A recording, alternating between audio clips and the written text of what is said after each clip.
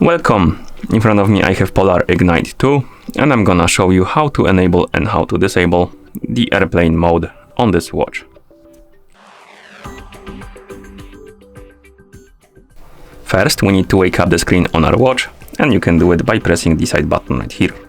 After you wake up the screen, you should see the current watch face, the home screen, and you can swipe down from the top of the screen to open the quick panel. On this panel you should see a bunch of icons, and one of them should look like this, the flight mode.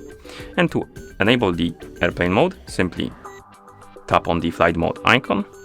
The icon will change the color, it will change the status to on, and also if you go back to watch face, it will appear here at the top, which indicates that the airplane mode is enabled.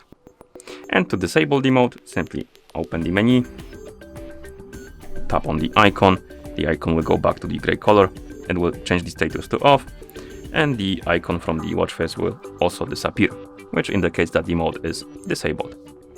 And that's how you enable and how you disable the airplane mode on this watch. Thank you for watching. If you found this video helpful, please consider subscribing to our channel and leaving the like on the video.